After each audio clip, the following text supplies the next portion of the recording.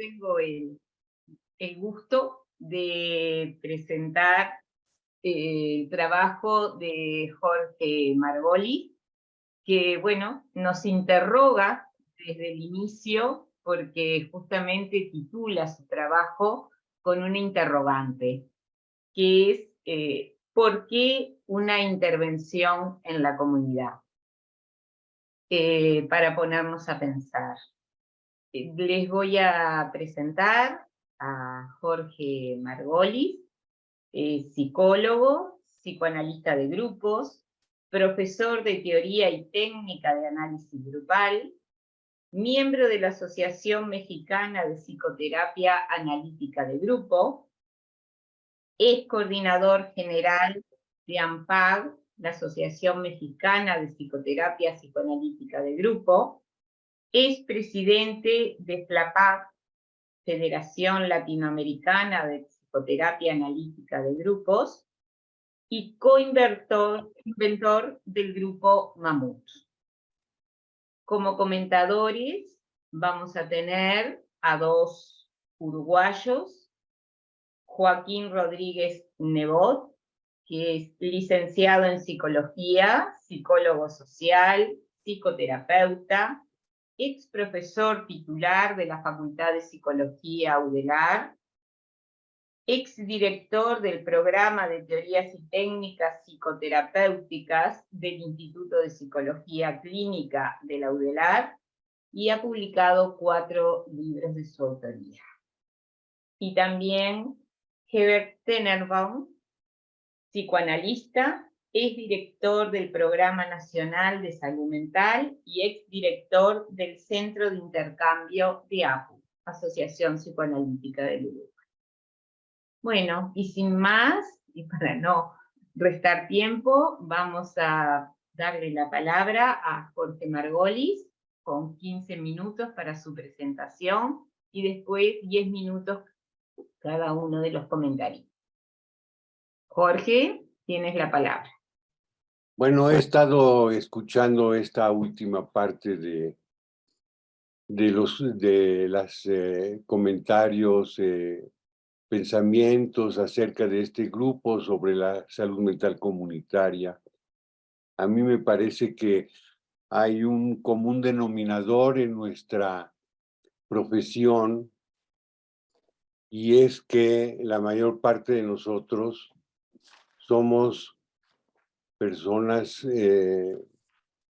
interesadas, somos buenas gentes, tenemos muchas ganas de ver qué es lo que se puede hacer cada vez con más precisión en relación con todo lo que es el tema de salud mental comunitaria y psicoanálisis.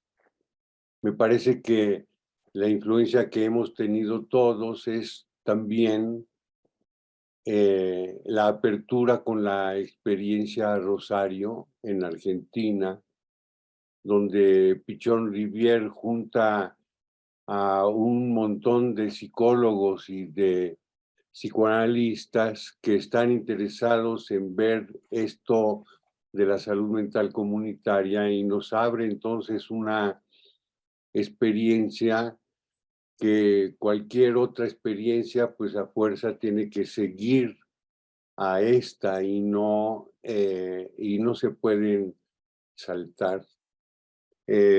Cuando Jacqueline me invita, me dice que le gustaría entender un poco cuál ha sido la evolución de esta experiencia en mi vida, y creo que eso es lo que les voy a contar, pensando que esto puede ser algo que añade a lo que ustedes van comentando en relación con la salud mental comunitaria.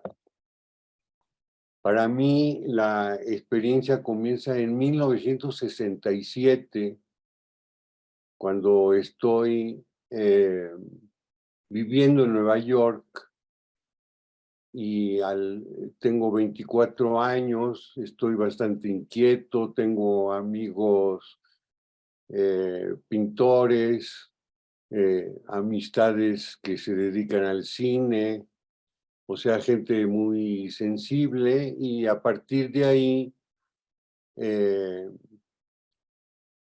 me quedo sin el apoyo económico para poder mantenerme en Nueva York, y entonces irremediablemente me pongo a trabajar.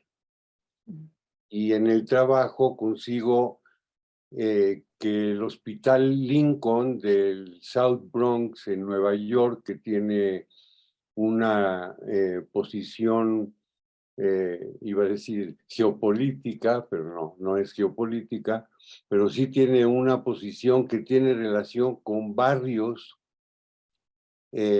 tanto negros como puertorriqueños, y que me introducen en una experiencia de antropología urbana que en aquella época era una experiencia muy novedosa, estando viendo espiritistas, pentecostales y las religiones que estaban metidas dentro de estas comunidades que estaban alrededor del Hospital Lincoln.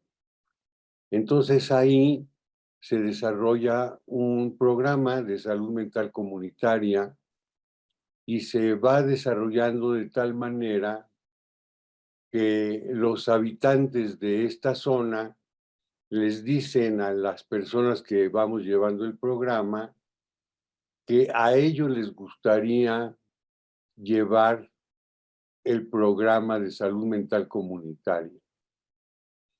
Entonces hacen como los norteamericanos en aquella época, creo que todavía sacan sus picketing, comienzan a caminar alrededor del hospital y comienzan a hacer su política de tal manera que se apropian del programa.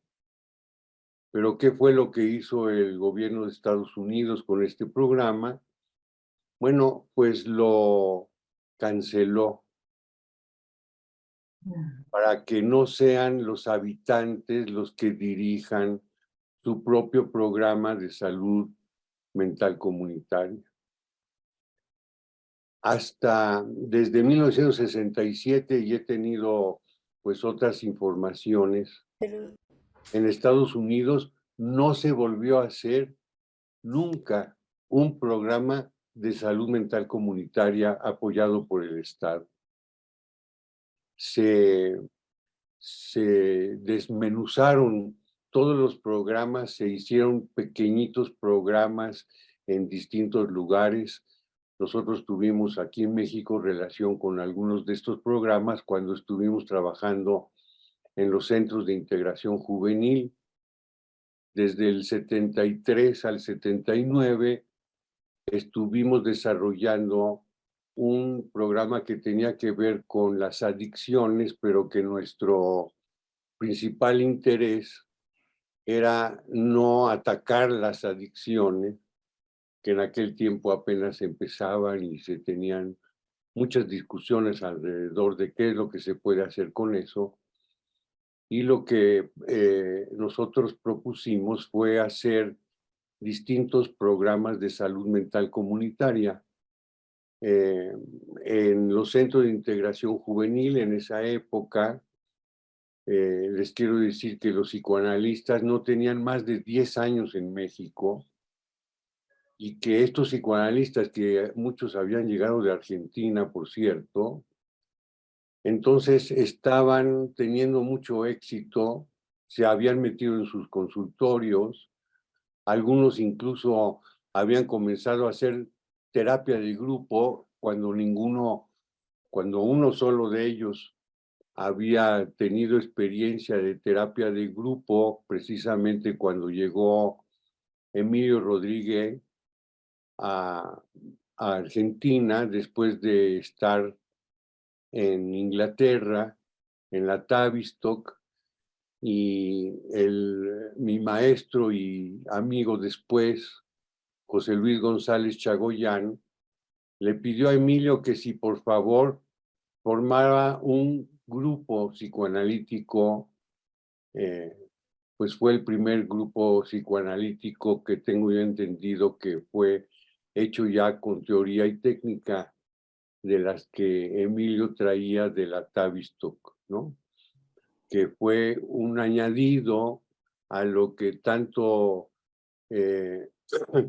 Greenberg como Mary Langer habían desarrollado con este libro de psicoterapia de grupo. Les menciono esto para que veamos que la psicoterapia de grupo tiene demasiado poco tiempo, o sea, no tiene más de 60 años y estamos nosotros metidos, bueno, no sé si todos, pero sí tengo entendido que en la Asociación Argentina y Uruguaya, que ya se convirtió en asociaciones del psicoanálisis de configuraciones vinculares, o sea que han asumido todo este desarrollo del mismo psicoanálisis y que se comenzó a desarrollar.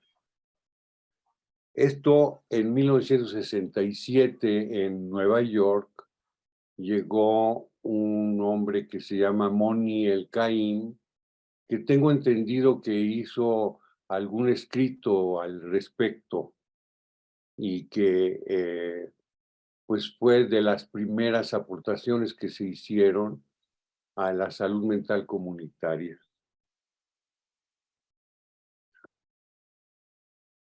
En los centros de integración juvenil, que fue de los años 70, 79, nosotros desarrollamos desde que habían 3 centros de integración juvenil hasta que se fueron 33 centros, con lo cual se pudo hacer un centro de integración juvenil en cada uno de los estados en México. Y lo que hicimos fue sacar a los psicoanalistas de su consultorio y los pusimos a trabajar como supervisores en los equipos de salud mental, donde se desarrollaron equipos de salud mental muy interesantes, donde tanto trabajadora social como psicólogo como psiquiatra tenían tareas tanto clínicas como tareas en la comunidad.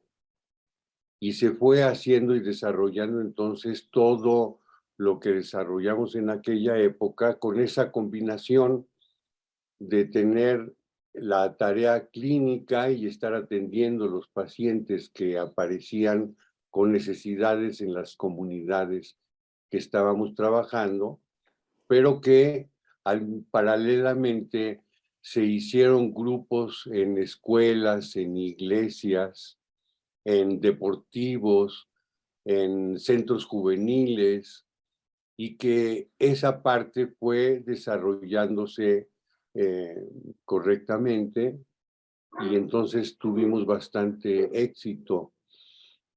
Pero ¿qué quiso decir ese éxito? El éxito que tuvimos fue que las experiencias de salud mental comunitaria se desarrollaron hasta el punto en que el patronato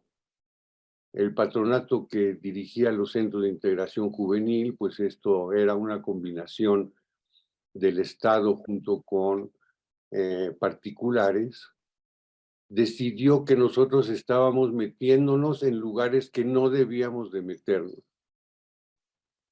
Y bueno, terminé como coordinador de los centros de integración juvenil, pero cuando terminé, pues 2 policías vinieron por mí, me sacaron del lugar, me agarraron de los brazos y me invitaron cortésmente a dejar el espacio. Entonces, en Nueva York, ya el éxito del programa lleva a la terminación del programa. En los centros de integración juvenil, el éxito del programa lleva también a la terminación del programa. Los centros de integración juvenil siguen, ahora sí se dedican perfectamente bien a las adicciones, tienen bastantes trabajos relacionados con la comunidad, pero son trabajos que les interesa que sean estadísticos para puntualizar esta diferencia que ahora en este grupo se ha manifestado del interés del trabajo en la comunidad con una actividad que sea eficaz, una actividad que pueda llevar a la gente que está viviendo en esas comunidades a un estado de bienestar que también fue mencionado por alguna de ustedes, porque eso era lo que estábamos haciendo. Y estoy entonces subrayando la importancia que tiene el éxito de los trabajos comunitarios y al mismo tiempo el fracaso de estos. ¿Por qué? Porque las contradicciones de nuestra sociedad son tan importantes y son tan graves que entonces se terminan los trabajos que tenían que ver con un trabajo comunitario. Entonces ya me quedé con este interés, porque siempre lo he tenido en mi vida, me quedé con este interés para desarrollarlo en este grupo que se llamó Trabajadores de Salud Mental México-Nicaragua.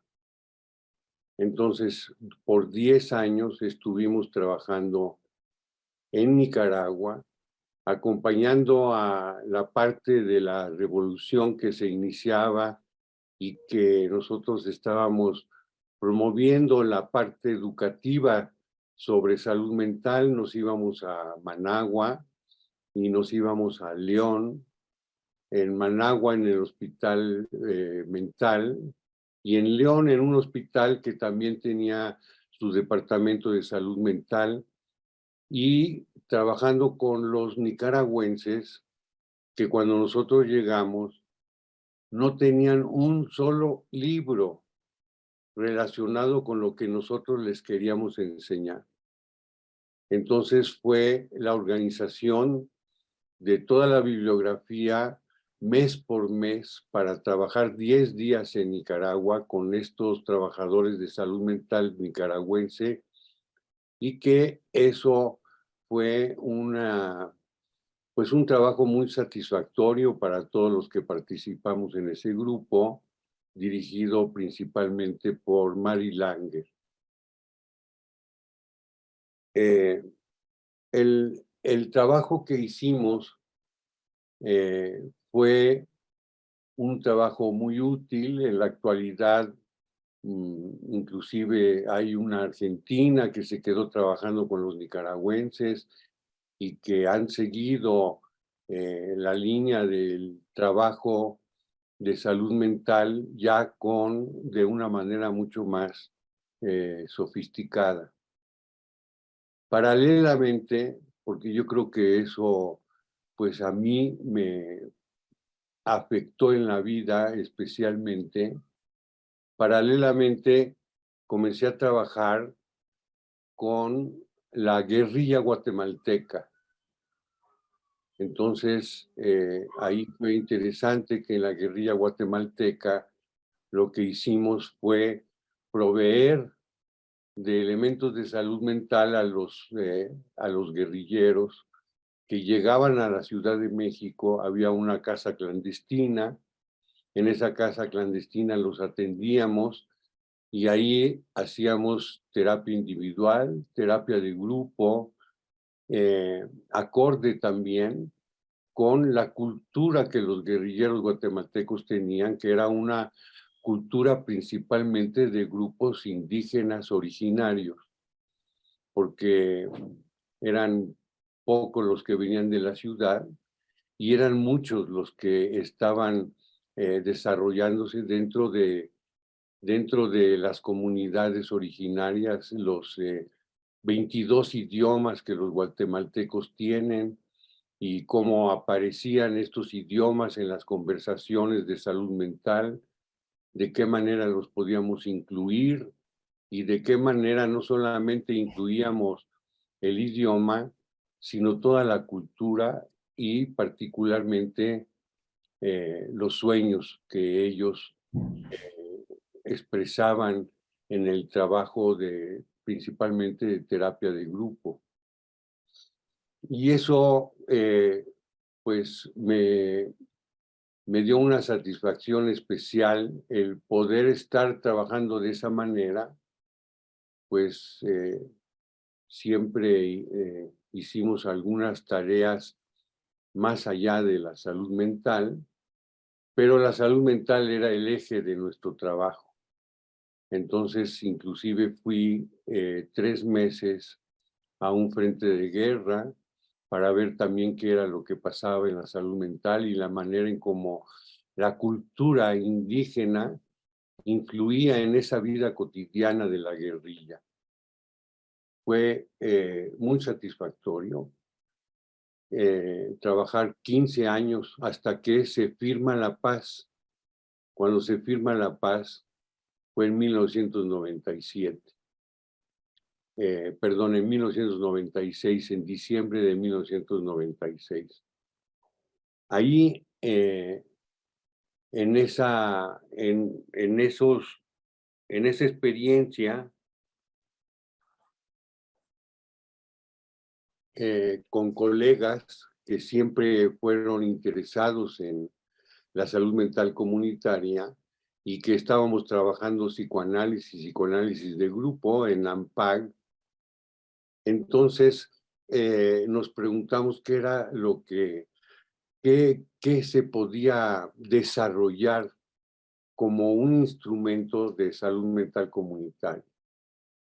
Bueno, ahí José Luis González Chagoyán había ido a algunos congresos de la IAGP, donde el psicoanálisis grupal era desarrollado en pequeños grupos, en grupos medianos y en grupos grandes. Pero era psicoanálisis grupal, ¿qué quería decir? Que no se podía hacer otra cosa más que hablar. Y todas las conversaciones que se desarrollaban en estos grupos grandes de psicoanálisis eran lo que Melanie Klein mencionó con toda claridad de las experiencias esquizoparanoides. O sea, no hubo nunca un diálogo entre las personas y todo era pues bastante esquizofrénico, pero cuando alguien aplaudía, el coordinador le pedía que no aplauda, que por favor hable. Entonces se nos presentó como un reto en 1984, también en un congreso de la IAGP aquí en México, donde hicimos por primera vez el grupo Mamut. Nadie sabía cómo hacerlo, pero sabíamos que no teníamos que dejar a las personas nada más hablando en un círculo, sino que teníamos que hacer algo más. Y así fue como poco a poco se desarrolló la estructura del grupo Mamut, en la cual algunos de ustedes participaron cuando estuvimos en Uruguay en alguno de los congresos, que se suspendió la comida porque íbamos a hacer el grupo Mamut. Me lo recuerdo perfectamente con un salón, pues casi podría decir imperial, ¿no? Era un salón muy grande con luces que venían del techo, con cristales, etcétera. Y ahí hicimos este grupo Mamut pues, para poder hacer algo que tiene que ver con esta intención de la comunidad. En ese caso, como en muchos otros, fue el congreso, los congresos, un pretexto para hacer el grupo Mamut en cada congreso. Lo hicimos en AMPAC.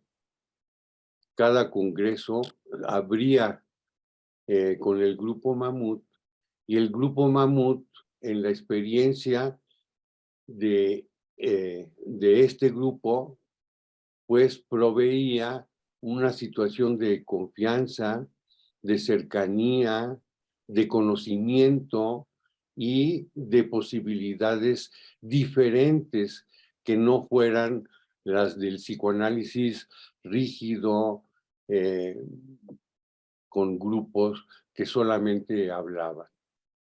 Entonces el grupo Mamut tiene, por un lado, la experiencia corporal, incluye distintas técnicas, lo psicocorporal, incluye los sueños y después incluye la construcción del mamut o los mamuts, y de esta manera se provee a la gente de una experiencia comunitaria en donde las identificaciones se van, se vienen y que se combinan para hacer del grupo Mamut un grupo satisfactorio en términos precisamente de lo comunitario. Porque nos estarían quedando, el tiempo nos es tirano y nos estarían quedando unos 3 minutos. Bueno, no me falta mucho. Creo que lo más importante que nosotros hemos hecho en relación con la salud mental comunitaria es precisamente el grupo Mamut. El grupo Mamut finalmente lo aplicamos, una versión de este grupo Mamut, en el momento en que los guerrilleros guatemaltecos terminaron la guerra, hicieron entonces un trabajo de adaptación de lo político militar a lo político civil. Y esto lo hicimos con 3,600 guerrilleros.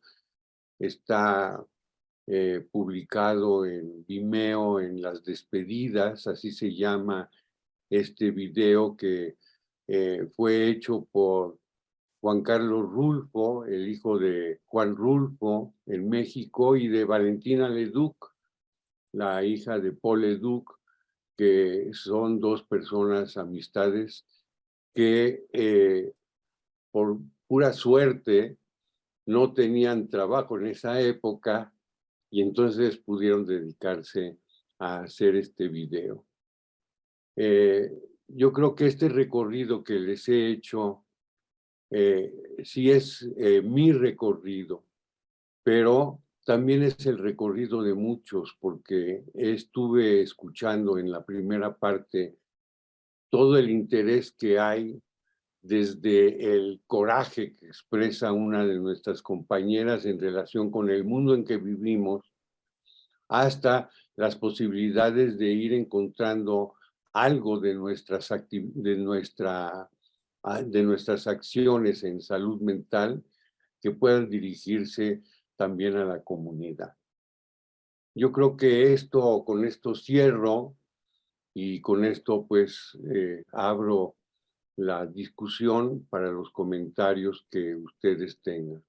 Bien, muchísimas gracias, Jorge. Y bueno, ahora Ever, Joaquín, quien quiera empezar con los comentarios. Tenemos 10 minutos para cada uno. Bueno, no sé, si te parece, Nora, empiezo. Sí, O si sí, Joaquín con quiere, todo gusto. no lo veo, Joaquín. Adelante, Heber, adelante. Bueno, primero sí es difícil, después de la exposición de Jorge, más que la exposición, la vida, ¿no? El compromiso de alguien que acabo de escuchar. Pero bueno, cuando Nelson me invitó y me llamó para participar, me dijo que la idea era que más que comentarios fueran preguntas o cuestionamientos a estos temas, ¿no? Entonces, bueno, como el espíritu de esto no es solamente estar siempre de acuerdo, ¿no? Sino poder, como Nelson dice, dialogar a la deriva y pensar juntos. Yo lo que he pensado, porque en realidad lo único que tenía como referencia era el título, Intervención en la Comunidad, ¿no? Ahora acabo de escuchar toda la exposición de Margolis. Entonces, yo me voy a centrar primero en la idea de intervención, ¿no? A partir de mi propia experiencia en el Uruguay de 25 años o más que nosotros trabajamos con un pequeño grupo de colegas en lo que llamamos grupos de palabra, en trabajos en instituciones y en lo que ampliamente llamamos comunidad. Y entonces los riesgos y cuestionamientos de la idea de intervención. Porque de alguna manera la idea de intervención es la idea de que de que nosotros estamos afuera, ¿no? O que hay otros que están afuera y nosotros estamos adentro, ¿no? Que vamos a... Jorge recién nombraba su experiencia con la guerrilla, y como que está bueno que cada uno hable de sus implicancias, ¿no? En el Uruguay tuvimos una experiencia en los años 60 y 70 de guerrilla, ¿no? En la que yo estuve vinculado a una de esas experiencias, y creo que me hizo acordar a la idea de intervención, porque es esta idea de que nosotros somos los que tenemos la verdad, y que vamos a llevar la verdad a otro lado, ¿no? O sea, la famosa idea de, en política, en esos tiempos de la teoría foquista, ¿no? El foco que va a irradiar hacia el resto, ¿no? Entonces yo creo que el riesgo, es mi experiencia en estos años de trabajo en comunidad, no quiero decir que sea, el riesgo que la intervención se convierta en una especie de asistencialismo, en que en lugar de ir a escuchar y de ir a participar, lo que vamos es a llevar nuestras verdades, ¿no? O a trasladar esquemas que a veces no son los que... y eso me parece que también tiene que ver con la idea del margen y el centro, ¿no? Porque muchas veces se habla de trabajar en comunidades, trabajar en los márgenes. Entonces, si hay márgenes, hay un centro. Y los centros siempre encandilan, ¿no? Y el sistema capitalista lo que tiene justamente es a generar esos centros que encandilan, y en los que nosotros muchas veces quedamos atrapados. Entonces, que nuestro trabajo en comunidad no sea un trabajo asistencialista, no sea un trabajo evangelizador, sino que sea un trabajo de tener en cuenta la alteridad, porque si hay algo que caracteriza al psicoanálisis, bueno, pueden ser muchas cosas y es discutible, pero es el reconocimiento de la alteridad, ¿no? El reconocimiento de que nosotros no estamos en el lugar del saber, sino que el saber es a posteriori. No somos tal vez es una de las grandes fronteras entre el psicoanálisis y la psiquiatría, ¿no? Y que también me parece que tiene que ser parte de nuestro trabajo en comunidad. El trabajo desde el cuestionamiento, ¿no? El trabajo desde el reconocer que hay una alteridad, y que también, porque la idea de centro, a la que yo hacía referencia, es la idea también de adaptación, ¿no? Que nosotros vamos a ir a modificar o a curar, ¿no? La idea de cura, pero como una idea de adaptación a un centro que sería hacia el que hay que llevar. Y ahí me voy a otro tema que Jorge repitió mucho, que es el tema de la salud mental. A mí me parece que el concepto de salud mental es un concepto muy banalizado, y es un concepto, tuve la experiencia de dirigir en Uruguay el Programa Nacional de Salud Mental, es un concepto profundamente ideológico, ¿no?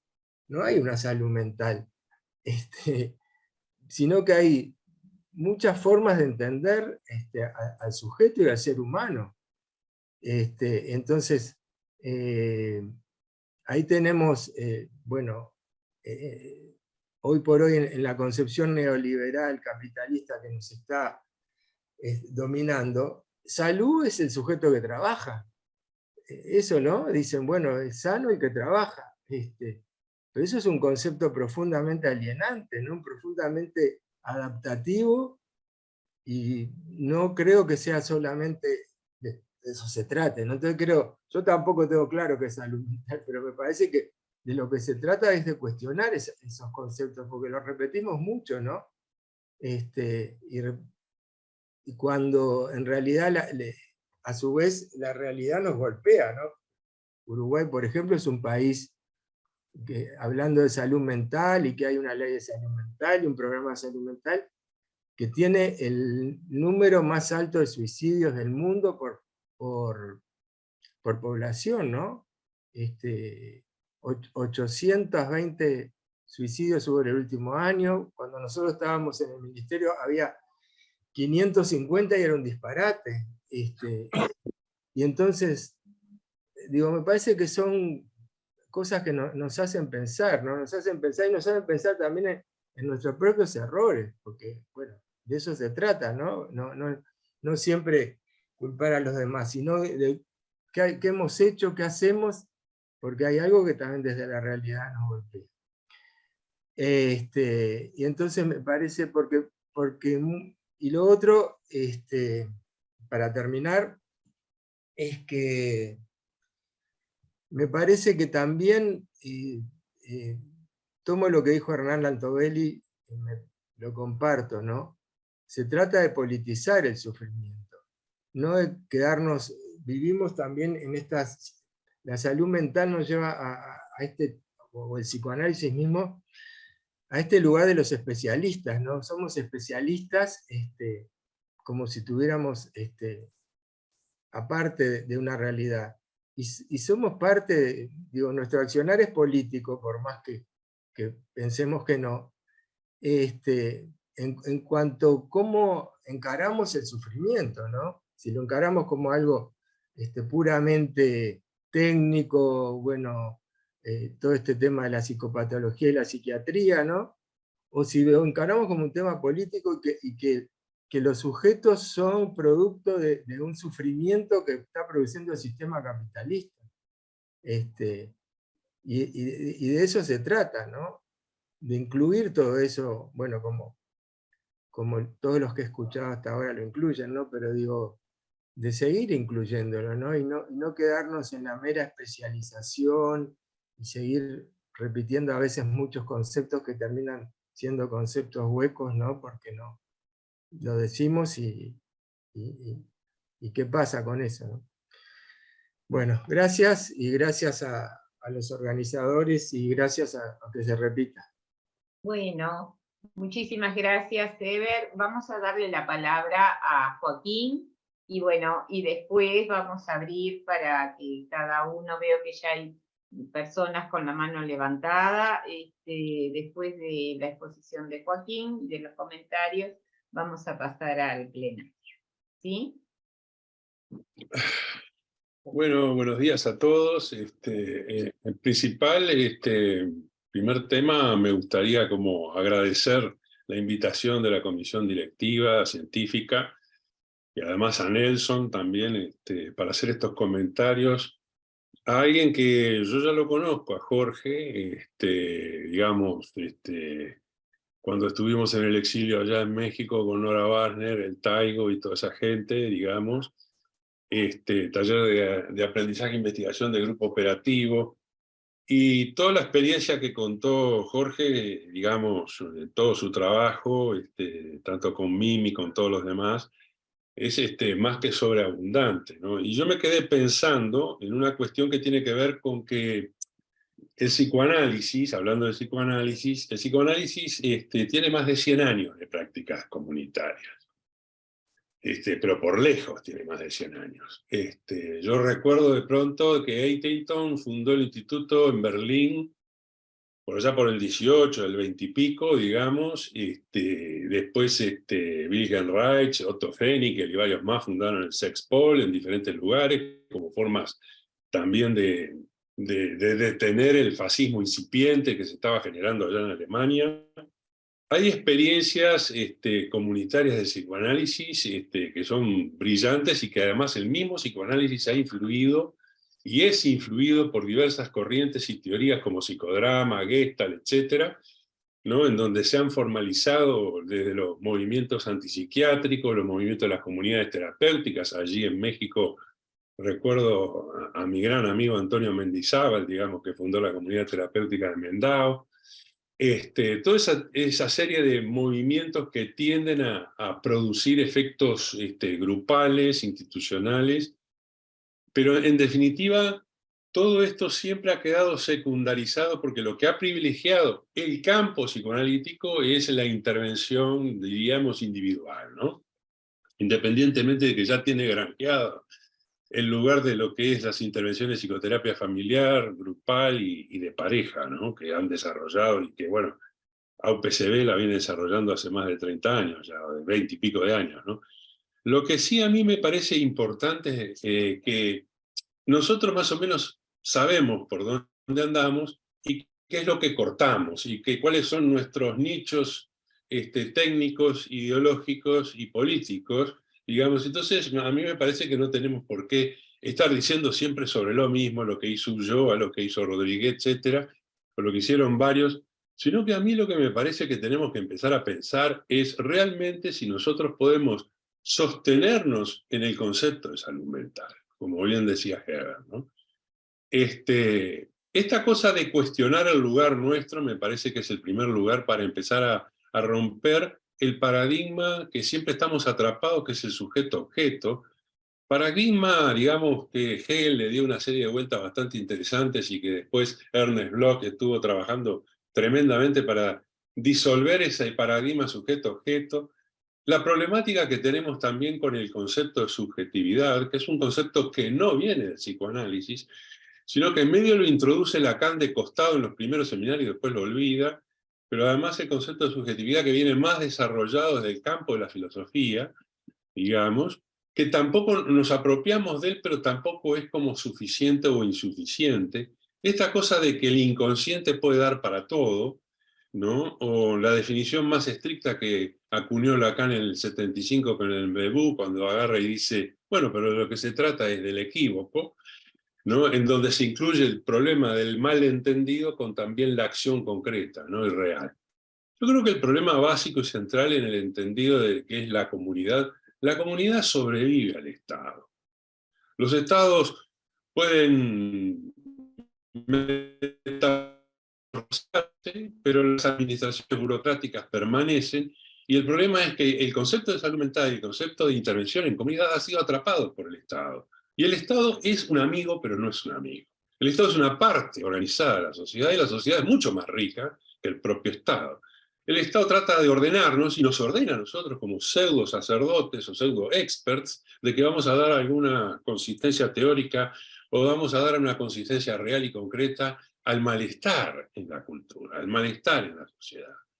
Y a mí me parece que ahí es la tensión entre Estado y sociedad donde nosotros tenemos que movernos y en donde las comunidades, que es el elemento básico que marcaba Pichon Rivière, lo comunitario es aquello que altera el campo del Estado, altera el campo burocrático.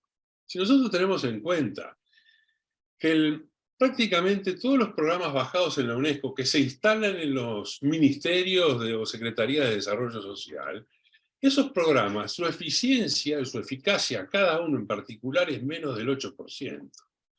Sin embargo, algo producen como efecto. O sea, están destinados a fracasar.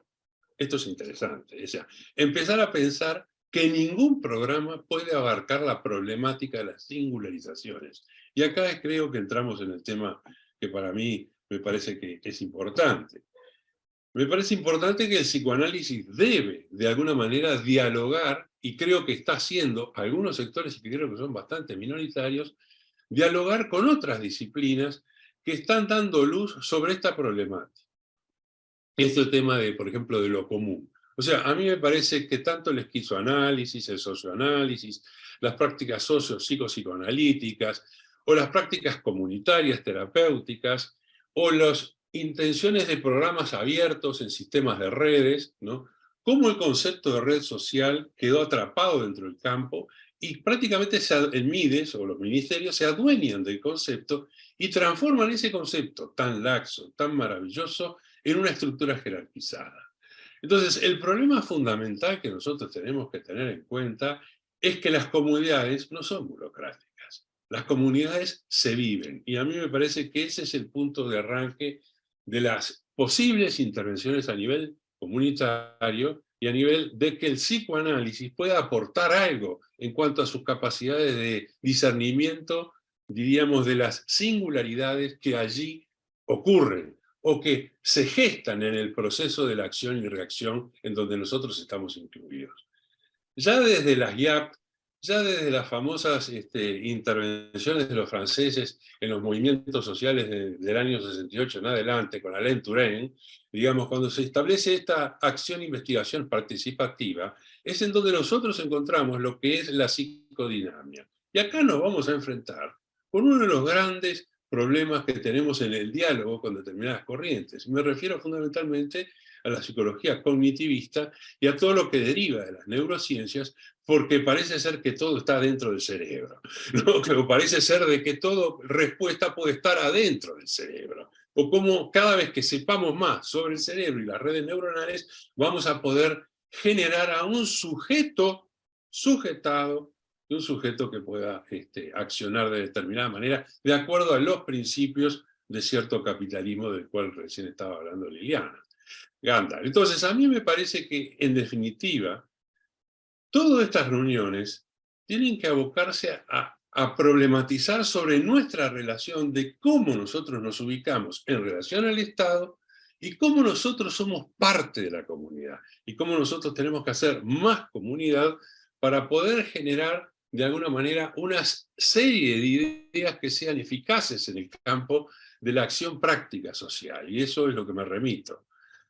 Tanto el Grupo Mamut como la experiencia Rosario, como las experiencias de las asambleas que hacía Ulloa, generales allá en el sur argentino, que eran maravillosas, de 300, 400 personas interviniendo, digamos, a mí me parece que esos movimientos de tensión que van desde los grupos grandes, grupos pequeños, o acciones concretas que se producen desde microaparatos pequeños comunitarios, podemos como empezar a pensar que estas singularidades puedan producir efectos no de salud ni de enfermedad, sino efectos de transformación de la subjetividad. Y yo creo que ese es el punto en donde tenemos que, de alguna manera, como ir acercando otras corrientes, otras ideas que nos den y nos permitan pensar y repensar nuestra práctica clínica en el ámbito comunitario. Gracias. Joaquín, muchísimas gracias. Bueno, muy interesantes también los aportes tuyos y de Eder. Y ahora, bueno, vamos a dar palabra a Gabriela, que está con la mano levantada, ¿sí? En principio, agradecerle mucho, bueno, la invitación y todas las participaciones. Quedé enamorada de esta presentación de Margolis. Y debo decir que lo que me produjo en determinado momento fue nostalgia, ¿no? Y entonces me pregunté, ¿qué pasa? ¿No? Y yo creo que la pregunta fue, bueno, ¿y ahora cómo es? ¿No?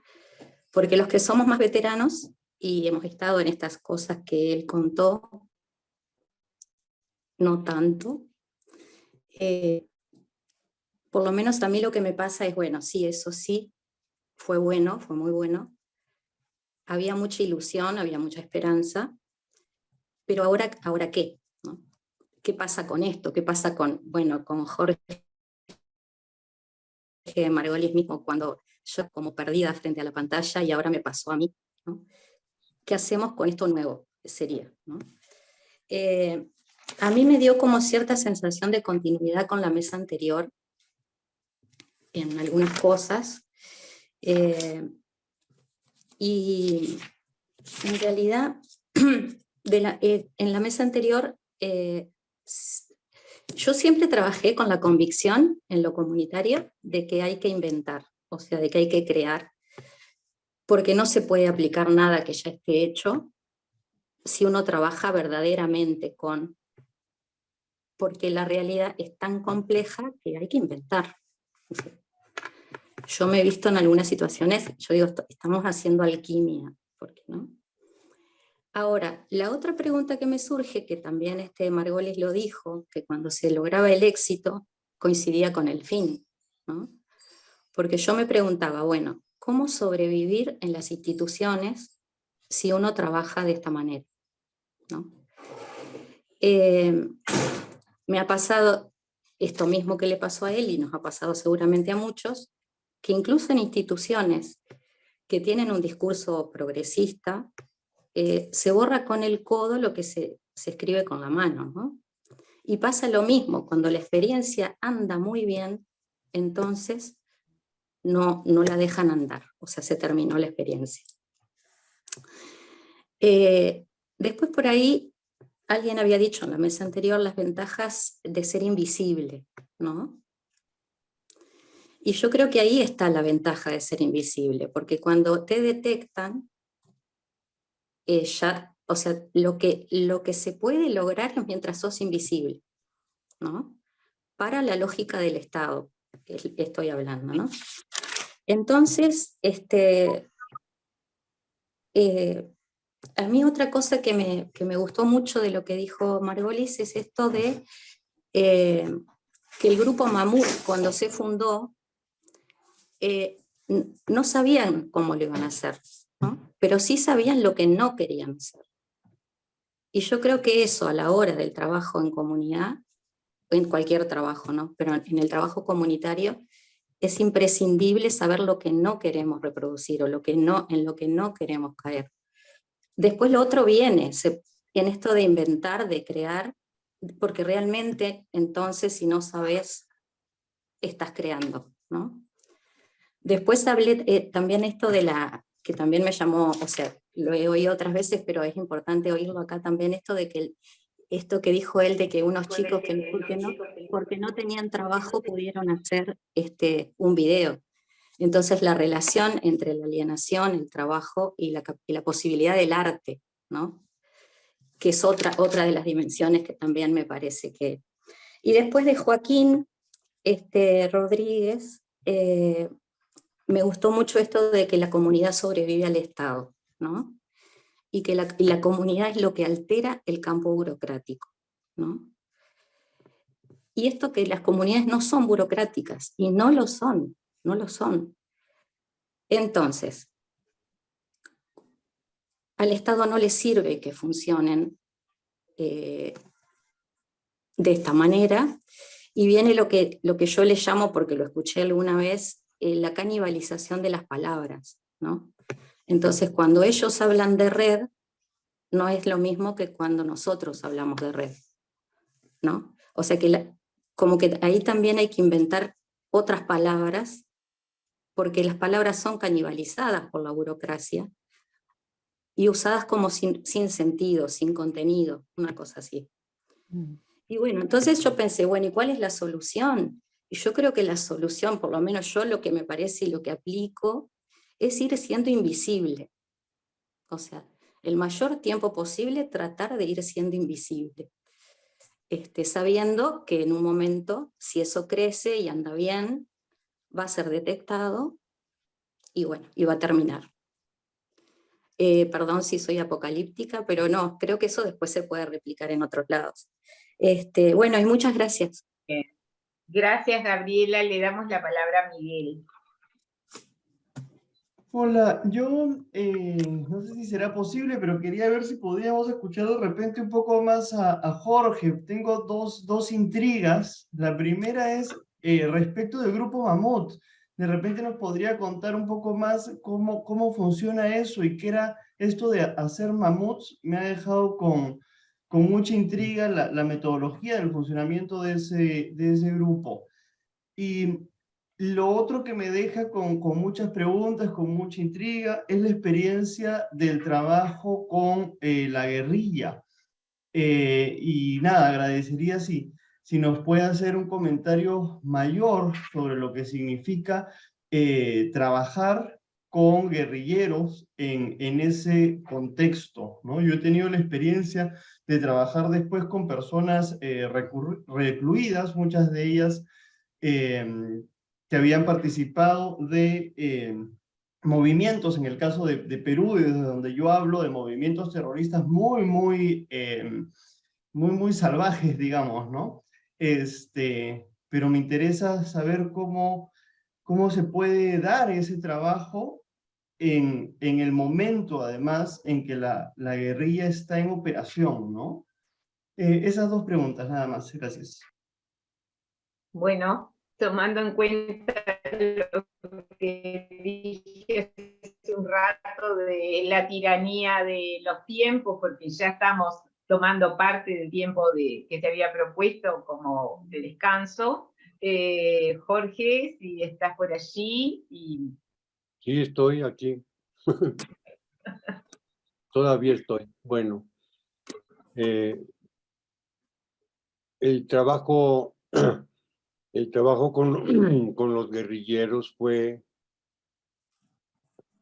a raíz de solicitud precisamente de ellos, de los guerrilleros, que de alguna manera frente a problemas de salud y de salud mental, por ejemplo, salud mental acompañado de heridas y de otros elementos que vivieron los guerrilleros. Entonces fue, desde mi experiencia, una parte muy rica porque se les da la palabra, ¿no? La palabra en el sentido de que ellos hablan, ellos se dicen, se contestan, ellos se buscan para ver cuál es el camino a seguir, etc. Creo que esa parte es una parte que fue muy rica, quizá es la parte más rica y al mismo tiempo la más clandestina de todo lo que hice de trabajo con los guerrilleros. Yo podría añadir, por ejemplo, en esta reunión está Mireni Saurieta, que trabajó con nosotros con los guerrilleros y que también tiene una experiencia compartida con el grupo que estuvimos trabajando con ellos. Quisiera destacar el seminario de estudios caesianos, donde nos hemos metido, entre otras cosas, también con lo que es el Malet, según Caes, no como malestar, sino como mal ser, que es producto de nuestra época. Y les voy a añadir la última parte en la que hemos estado metidos algunas gentes en México, que tiene que ver con el trabajo con familiares de desaparecidos. Hay más de 100,000 desaparecidos en México.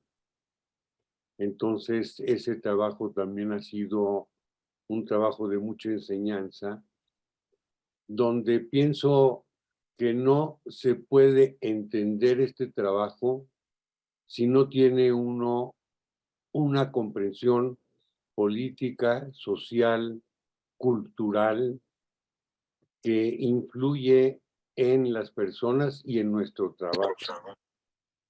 Creo que esta parte es una parte que ha sido mencionada por varios de ustedes, que tiene que ver con la época que estamos viviendo, con la caída de la hegemonía de los Estados Unidos y la producción de un mundo multifocal en donde se están abriendo situaciones muy fuertes, junto con la guerra de Ucrania, junto con la pandemia, donde todos estos elementos han venido influyendo para ver de qué manera hacemos este trabajo que CAES no se cansa de decirnos lo común y lo compartido.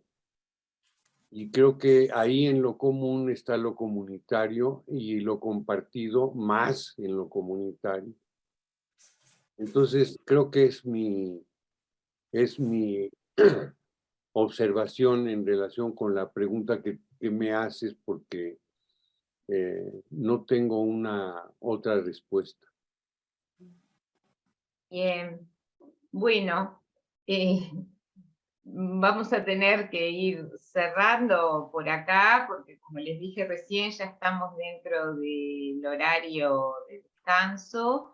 Y bueno, la idea de este rato que nos tomamos hasta y 45, 12:45, bueno, va a seguir abierto el Zoom, y aquellos que, bueno, quieran traer lo que van a comer y lo compartimos acá, y podemos seguir intercambiando hasta de esto o de otros temas hasta la próxima ponencia. Jacqueline, Bueno. Néstor, no sé si... Sí, así Yo les es. quiero, Dale, perdón, yo Jorge. les quiero agradecer muchísimo la invitación, y debido a razones de salud, para mí la intervención que he tenido termina, y estaré atento a lo que mis amistades me cuenten de qué sigue, porque tengo que atender. Muchísimas gracias, Jorge, por hacer el Gracias. esfuerzo de estar acá con nosotros a pesar de este percance de salud de último momento. La verdad que hubiera sido una pena para todos no poder escucharte y compartir ese momento. Así que anda a descansar, cuídate mucho y muchísimas gracias. Gracias a Nos vemos ustedes. pronto.